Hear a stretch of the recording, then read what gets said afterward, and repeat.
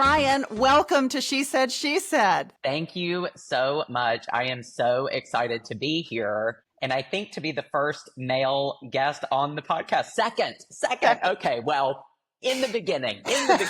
You're right behind Mother Teresa's lawyer, which I think is like really high praise. You may not be the first one, but I think being the second and being behind Mother Teresa's lawyer is not a bad thing.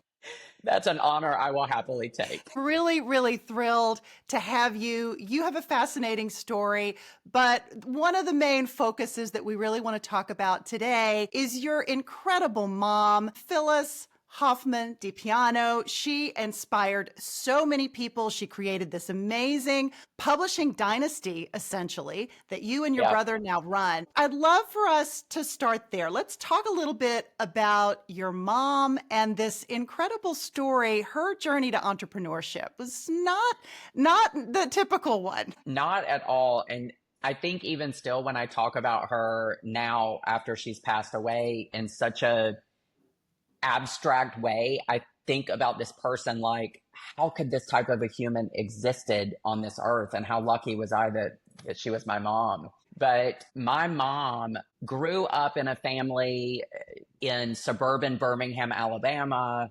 Her dad was a career, manager at the telephone company, worked at the same place for his whole career. My grandmother was a stay-at-home mom. And my mom was the oldest of three kids, kind of, the oldest child role of like keeping everyone in order. And She was a very business-minded person, I guess, even from a young age, and kind of the regimen she put herself through in her life. And then she was as creative as the day is long. And my grandmother taught her how to sew. She played the piano. She became the church pianist at 12 years old. Wow. You look at this journey of this person and still not quite knowing where those lines of things were going to intersect. But fast forward to her becoming a CPA back in the 70s when women weren't really making advancement into, public accounting firms and things like that. She was hired by Ernst & Whinney, which is now the modern day Ernst & Young, or I guess I should say EY, because I think they branded themselves as EY.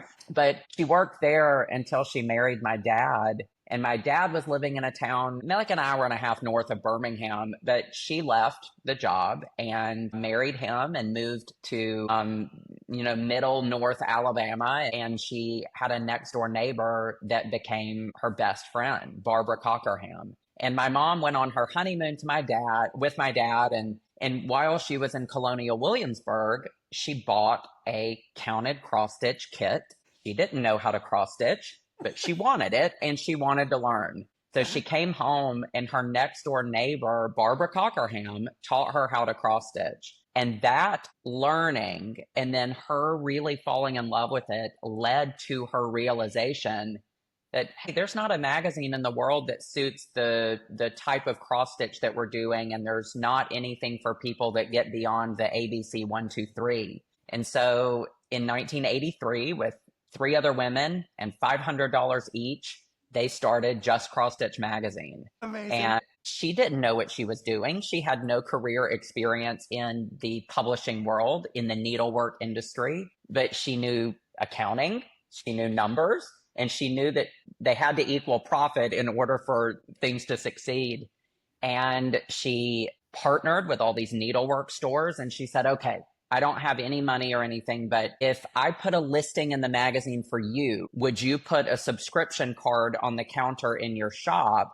And let's see if we can just mutually benefit and launch a magazine for cross stitch in the industry. And so that's what she did. They printed the first issue. She went to the post office every day to collect the mail and see how many people had chosen to subscribe. And she noticed it trickled down to a day that she went in and her heart sank and there weren't any cards in the mail. And she said to the postman came out from behind the counter and said, "Are you okay?" And she said, "I'm okay." She said, "I'm just used to seeing mail here and I'm trying to start a business." And he said, "Oh, there's no mail in there today because there's a bag full in the back." And they couldn't fit it all in her mail collection. So she took the big bag of subscription cards back to the office where they were manually keying everything into the systems and thus started a successful magazine that became the largest magazine in the needlework industry. That's amazing. And she was the mother at the time. So you have a twin brother, Eric, Yes, yes. and you two, I believe, were toddlers around this time. Is that correct? We were 2 years old when she started, when That's amazing. That's really she knew amazing. that she didn't want to go back into public accounting. My dad had taken a job in Birmingham, so they actually moved back to Birmingham where mom was from, and she could have easily gone back into the corporate world, but she wanted to be a mom first. Her dream in life was to be a mom. And she said that no matter what she did, she had to be mom first, and then everything else had to happen in line after that. She started this company, and we were 2 years old. They started the company in the basement of our home. There was, I'll never forget, like a custom built out office with desk for people. And I'm sure my brother and I were just running everywhere thinking it was fun to have this playhouse of people coming every day and working and doing photo shoots in the basement. And that was normal to you as a kid, right? That was normal. I didn't realize I was ever learning anything about publishing, but I grew up in it. So I guess I was learning through osmosis anyway. I mean, she really put an anchor in the ground for the publishing empire that ultimately you and your brother now run, that Yeah. really has changed the face of Birmingham in particular at a time when magazine publishing nationally is in a very difficult place. That is not the story at Hoffman Media. There are a lot of dimensions to her story, and you kind of alluded to them, that her decision-making process was very much focused on continuously learning, on investing in you and your brother. And at Yeah. one point, she had an opportunity, I think, to move the company somewhere else, potentially, to Yeah. really, make more profit, potentially. But she decided to stay put. And maybe talk a little bit about the decision making and how that really shaped the business and where you guys have gone. So the journey for her, like you said, was mom first. And as the company grew, she realized that she knew what she knew, but she also relied upon a lot of the publishing counterparts in Birmingham, a very friendly city. We've learned through the history of what my mom shared with us that, executives at Southern Progress were telling her things that she should be doing. I mean, it was just such a community of supporting. It wasn't like cutthroat competition. And she learned a lot through just the local publishing connections in Birmingham. But in 1993, the company had grown to a point that mom knew there was a potential for it to grow even further. So she and Barbara were the two remaining owners at the time, and they sold the company. They sold to a larger craft publisher that gave my mom the opportunity in an executive role to launch magazines like McCall's Quilting and all of these brands that you now know today. My mom was a part of them, even though they're not Hoffman Media magazines. But through that relationship at the time of our company being owned by another company, my mom's impact affected their craft publishing and magazines as well. But in 1998, they wanted to relocate the Birmingham operation to a Colorado office where they were also doing craft work. So they said, we're going to move the Birmingham company there. And my mom said, my boys are going to be seniors in high school the next year. I can't do that to them. I cannot take my children away from their friends, their school, and everything. And for their senior year of high school, be new kids on the block. And she said, that's when motherhood kicked in first and not career advancement. And she asked them, she said, I'm at a really tough spot here. She said, can I buy my magazines back that I sold to you and separate from the company and then reincorporate again in Birmingham and stay there? And they allowed her to do that. So my dad and my mom mortgaged the house again and took out enough money to repurchase her magazines. And then in 1998, we were reincorporated then as Hoffman Media. So the name of the company that you now know today. Yeah. I mean, that is such an incredible story. I wonder, clearly she was driven by her strong driving values as a mom, right? Yeah. But how did she she had to have a lot of doubt. There had to be a lot of, sort of a tendency to second guess. I mean, most of us have a tendency to really second guess ourselves. Maybe talk a little bit about kind of how she plowed through that. I remember, like as a child, I remember key memories of things that now I look back and I put pieces together and understand what sacrifice means. I remember her telling my brother and I one year, she said, so Christmas is going to be smaller this year. Just want you boys to be, thinking that when you wake up on Christmas Day, we've got things for you, but we're just not in a place right now that I can do everything I would. She was always one to spoil, and gift giving was her love language. Yeah. And it really burdened her that she had to tell us we were going to notice some things were different. And when I look back at that, I've since learned she went 5 years without a salary so that she could pay the employees that were faithful to her company and believed in her, even at a time when she could have easily sold again, gone out of business, and things were constantly on that rocky path. And I remember her taking on a second job as an organist in another church so that she could make enough money to pay for my brother's tuition at the University of Alabama. Wow. So from that year, 1998, when we were getting ready to begin our senior year of high school, the next 5 years or so were the life support years for the company. And she was investing in the company constantly, but also remaining mom and making enough money to not ask my brother to take out a student loan or anything. She wanted to pay for his education. And again, when I look back at that, I didn't realize then the heaviness that she must have been feeling every single day. Is there enough money coming in the door? Can I make payroll? And then not even taking a dime for herself and just relying on my dad's income to support the family through that time. What do you think helped her persevere with this particular focus on publishing? Because she did have other options. Like in your mom's case, unlike a lot of women, especially during that time period, she had a CPA. Like she could have done something else and made more money. So what was it about this focus on the family business and on publishing that really kept her going? I think it was where she found her passion. I think the minute that she was creative and had many passions, but I think this was where she saw her dreams coming into a tangible product that people loved and adored. And she poured her passion for afternoon tea into a brand called Tea Time. She poured her passion for the Southern lifestyle and elegance into Southern Lady. She poured her passion. I mean, you just think about all of these things that every time she found a new avenue in this niche marketing world of publishing, she was pouring herself into it. Yeah. And I think it was I think all of us as entrepreneurs, when you love what you're doing so much, you're willing to sacrifice a lot to stay in that because of what it brings back to you.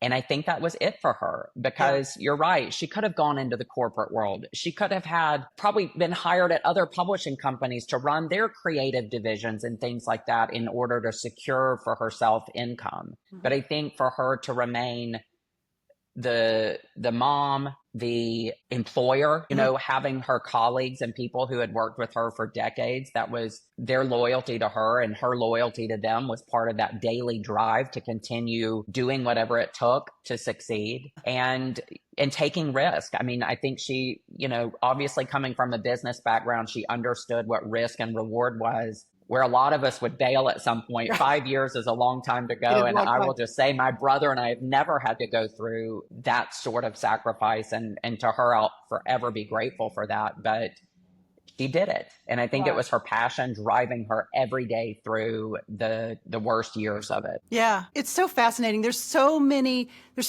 dimensions to her story and to her legacy that I've just been so fascinated by the more that I learned about her. And I've, of course, gotten to know you through the Southern Sea. And I should say, of course, this interview is part of our She Said podcast, the Southern Sea collaboration series. And we are so excited to have you here. The Southern Sea has created a scholarship in your mother's name. And so for the past 2 years, actually since her passing, they have been providing this scholarship to a female entrepreneur who can attend the summit at their expense, but in the name of your mom. And I just think that legacy is so beautiful. But I'd love to dig into, Brian, a couple different things. Like one is, I had somebody on the podcast a couple weeks ago who was focused on this idea of experience capital and how oftentimes motherhood can be a great example of that experience capital, but we don't always think about it that way. And when I hear your mom's story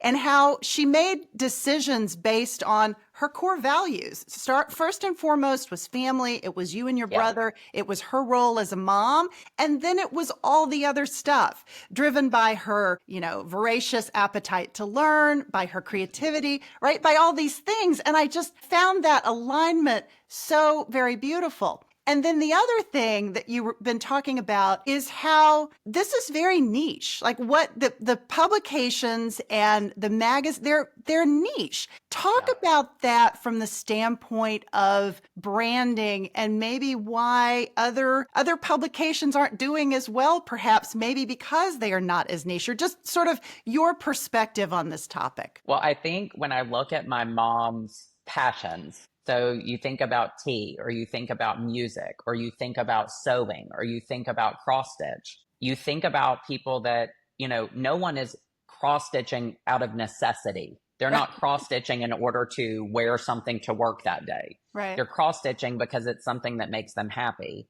And it also happens to be something they spend a lot of money on, because once someone has a passion, they pour their disposable income into those things that bring them happiness in return. And I think she realized that when she tapped into audiences that were passionate, that was the number one driver of our business. Is there a passionate audience for this subject matter? Mm-hmm. And if the answer was yes, and it was an audience that spends money, then she saw an opportunity to deliver more content to that audience to enrich their experience, to then cause them to buy more things and then continue to turn to her and the brands for that engagement, for that expansion of their own knowledge, and then bringing a community together. So you think about these things in this ecosystem, and she did it beautifully. My whole life, there were collections of teapots and teacups and things in her kitchen. I never understood what that passion was. I thought they were beautiful, but I wasn't wanting to start adding teapots and things to a collection.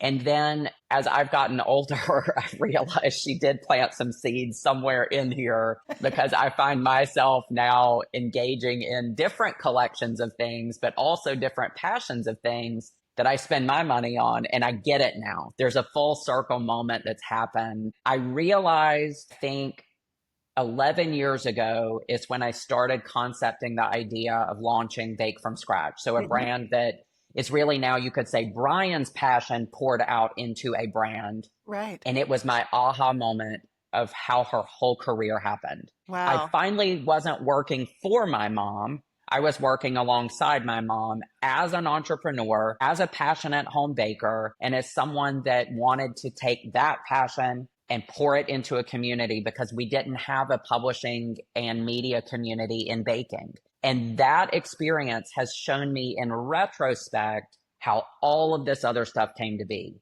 Because I worked for her, I learned a lot, I loved being a part of the company, but it wasn't Brian's passions being poured out every day onto magazine paper, cookbook paper, and content distribution until 11 years ago when Bake from Scratch came into existence. That's amazing. That is amazing. Can you talk a little bit more about both Bake from Scratch, but I also want you to tell the story of how you ended up back at the company, because we've sort of made this sound seamless and it actually wasn't. So maybe let's start with that question first. This was not seamless for you. You did not graduate from college and immediately join the family business. What happened? No, and that would have never happened in her playbook. And it was very intentional. So my brother and I both graduated from high school, and we both went to university. Eric stayed at the University of Alabama and got his degree in finance. I did not continue in college after the first year because I realized my first life dream, and I became a flight attendant. Amazing. Travel was my first passion in life. It's the first thing I remember saying, do we get to go on an airplane? Ooh, I'm so excited. And mom would always say, oh, the vacation's over. And I would say, Mom, the vacation's not over until we fly home, because that flying was still the vacation for me. And so my first career was in the airline industry, and Eric moved to New York, and she allowed us, or actually encouraged us, to follow our own passions and dreams and have careers. And over my years in the airline industry, I worked my way into the in-flight training program. I was teaching new hire flight attendants. I was creating curriculum with the FAA. I was using this creative part of my brain that I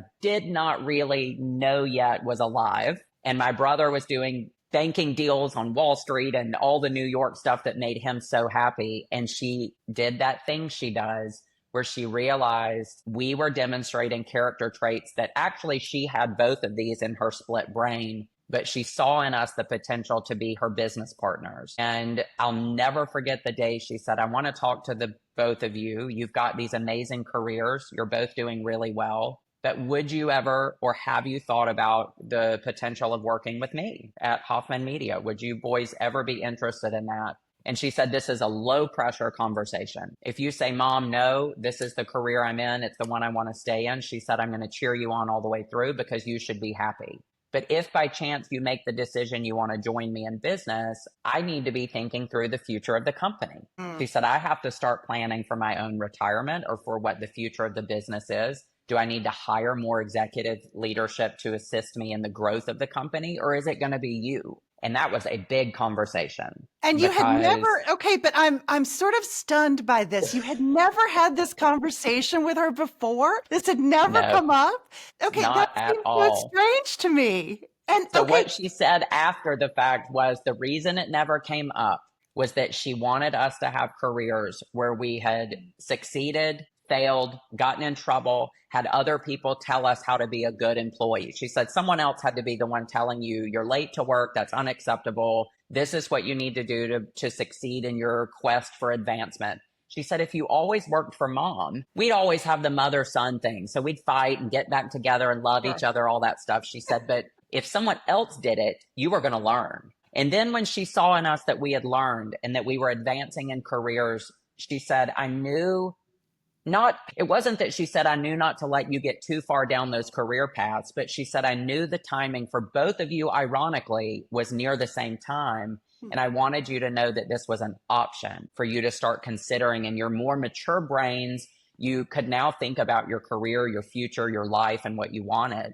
And she said, you also were old enough to recognize what I had done. She said, when you were young, you might know what Mom does, but did you appreciate what Mom does? And that was very profound, I think, in that she realized we had maturity and that we were able to then see the business, see her, and see our opportunity if we wanted to take it to join her. And my brother was a pretty quick yes. He loved the thought of being in the business side of the company. He loved the part of the finance and the deal making and all of those things. And I said no at first. I said, I'm not ready. I said, my dream was to be in the airline industry. I'm doing really well. I think I need to stay here for a little while. And she said, okay, but if things shift in the company, it's going to be, because I needed to move on. I said, I understand. And I just wasn't there yet. But 6 months later, it was like I woke up one day and I was ready to hang up the wings. Oh. I knew that she had offered me something that my creative instinct was ready for.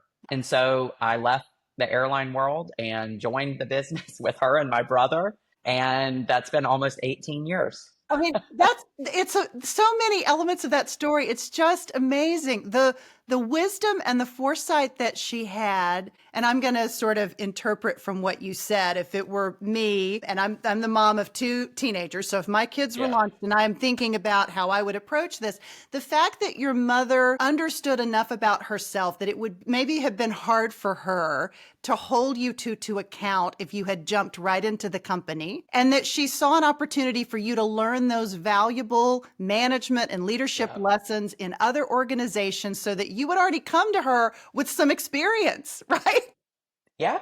I think that's so incredibly brilliant. It shows such foresight on her part. That's amazing. And she later credited things, even like things that are now a part of the company DNA. It's not just her DNA that she left behind. It's the 3 of us leaving marks on different aspects of the company. And like the airline world, it's a super flexible world. I worked nights, I worked weekends, I worked all hours of the day. And while we don't want that to be the daily tone of the company, it actually led to us having what is now a flexible work environment. Because I told her day one, I said, Mom, the hardest part of this for me is the thought of 8 to 5, Monday through Friday, wake up, put on the business clothes, and I said, that's just not my personality. And over time, it wasn't immediate. She did still kind of flex the mom muscles a little bit.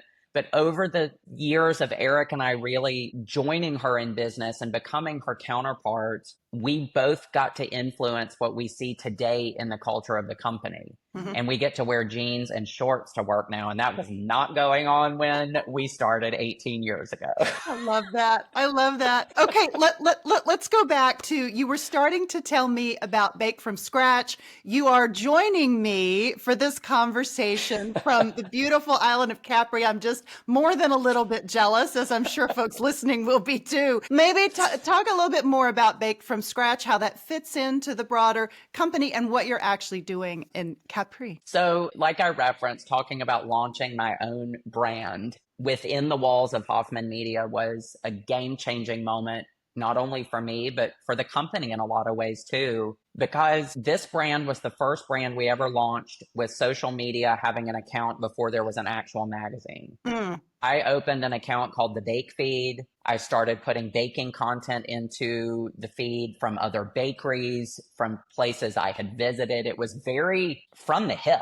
I mean, it was like, I just had a croissant at this bakery. And I thought, let's see if there's people out there that take engagement with this baking focused media channel. And they did. And they started following. And then we started teasing, we're working on a magazine. And I went to my mom and my brother and I said, I think I want to start a magazine called Bake from Scratch. And my mom said, well, I think maybe baking, there's a foot there, but all from scratch? And I said, yeah, Mom. I said, I like to bake everything from start to finish with ingredients that have an outcome. I don't buy any box mixes and I don't buy, things that shortcut along the way. Mm-hmm. And I said, I think there's an audience out there. I'm finding them online. We're seeing it socially first. She was a little skeptical. And she said, I'm not sure, but I'm going to give you a chance. She said, every entrepreneur deserves a chance to succeed or fail. And she said, I'm willing to let you do one issue of the magazine. Let's put it on the newsstand. And we'll let the newsstand tell us. We'll let the audience that buys magazines dictate to you whether this was a success. We're not going to pour marketing money behind it. We're not going to invest so deep that we can't get out from under what we do. And that's been the DNA of our company from the beginning, is a very slow approach to testing markets. And so she said, you can test the brand. So Brooke Bell and I, my colleague that I've also worked with for 18 years, we're driving down the road to New Orleans, and I have a notepad in the car with me. And I said, okay, Brooke, what would we want to put in the magazine? What do people want to read about? Because we knew that it had to be more than recipes. The world didn't need just another collection of recipes. For me, it was about the stories, the people, the places, the flavors, the travel. So again, going back to the first passion of my life, and we made this list of things. And so we let that be a little bit of the guiding structure to the very first issue of the magazine. So we published the first issue, flew to Kentucky to the printing company where they produced the magazine. I was there for the first one to come off the press. I'll never forget it as long as I'm alive. And I remember thinking, oh, the stakes are high because Mom's going to say no or yes based on this. Right. Did we do it? Did we nail it? And the magazine came out in the autumn of 2015.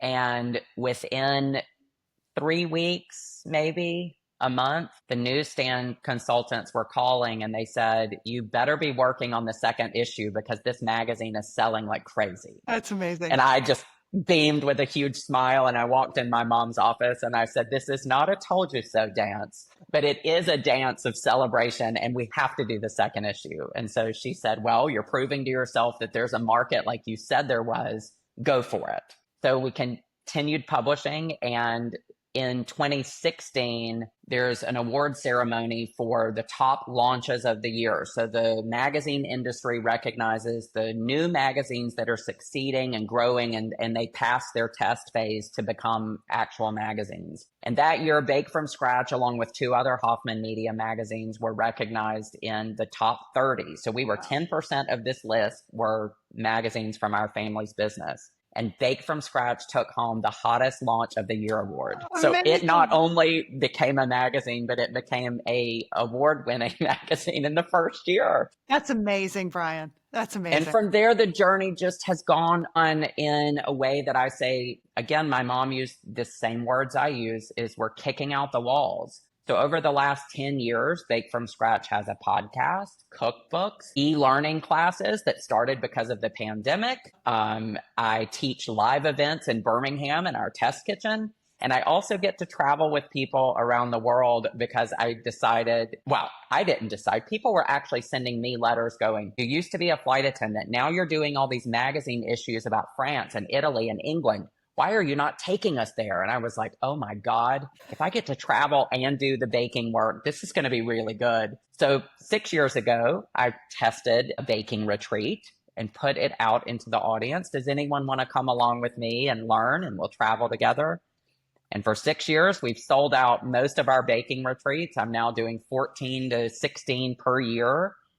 8 or so are abroad, and I'm in Italy right now along the Amalfi Coast and on the island of Capri with a group of bakers, and we're eating pasta, pizza, and cake and drinking good wine and having a blast. That is amazing. I don't even like to bake, and I'm ready to sign up. See, anybody can bake, especially if there's travel involved, right? Absolutely. Absolutely. Oh my gosh. That is just, it's such an amazing story. I have loved learning about your mom. I read your book, actually, that you published, what, last year or Yeah. the year before, in the last couple of years. Yeah, last year. And it really gave me such insight into her and how incredibly thoughtful and wise she was, how family, as we've talked about, and motherhood was really the center of her universe, but also giving back to all of these people, whether Yeah. it's women at the Southern Sea, as you and I've talked about, or in her Yeah. community, and well beyond that, as she's built this incredible network of amazing people. So it's very, very inspiring. I'd love it, Brian, knowing that I have to let you go because you do have to get to your very important teaching gig in Capri, but maybe a few sort of final words of advice, like what you think your mom, if she were sitting here with us today, which I kind of feel like she is, what advice would Yes. she give to aspiring female entrepreneurs? Maybe someone like her who's raising children and thinking about starting a company. What would she tell them? You know, I think about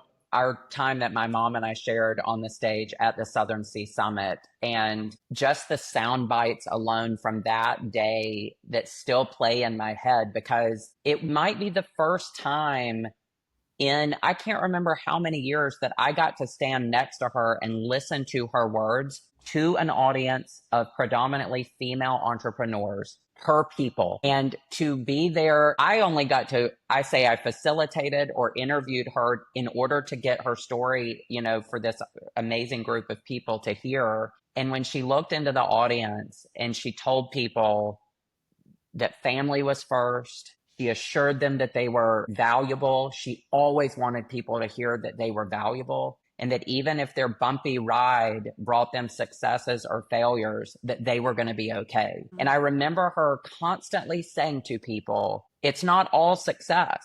If that was the journey, everybody would be an entrepreneur. Everybody would own a business. But it was perseverance, passion, and being willing to accept failure, not as demise of yourself, but also as the inspiration for how you put yourself back together or shift gears and continue going. Because she always said, keep going. The lights are not turning off. It's just the path is shifting. So you've got to turn your head to see the light in a different direction. And she always told me that she said, you can do tough things. We can do tough things. And that applies to business.